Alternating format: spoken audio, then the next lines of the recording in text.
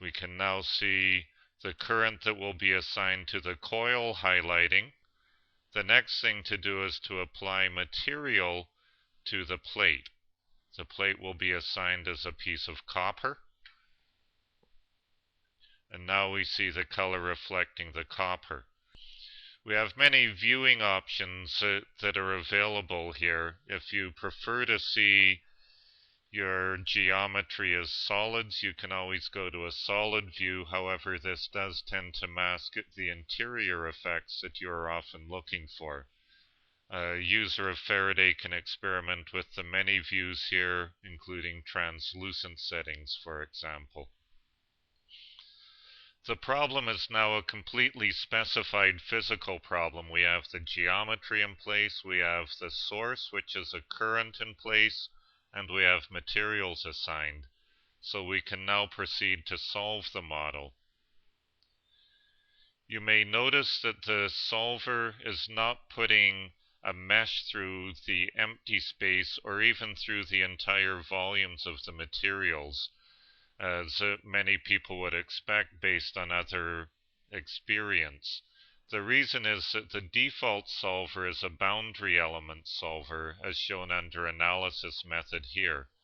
There is also a finite element solver available, which is more familiar to a lot of people, but the boundary element solver is the default because it is usually shown to be the faster way to a good solution. Once a model has been solved, the field analysis result dialog pops open here, and from this analysis dialog we're able to make plots of various types. So for example, we can confirm the distribution of current flowing in the plate due to the oscillating magnetic field from the coil. So we can choose to do a fine density plot on a surface, and I'm choosing here the surface interior to the copper plate.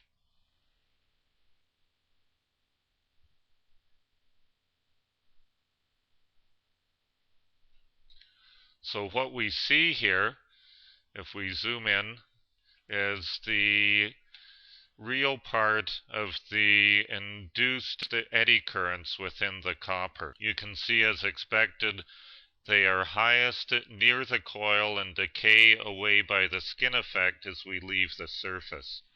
In order to get a better idea about the values everywhere, a user may prefer to look at this logarithmically. Click log scale, apply settings, and now you can see the color scale is changed substantially because the spacing now covers many orders of magnitude. We can also display more nicely by using a gradient color rather than the continuous color. So with the gradient, you see a smoother transition in the plot.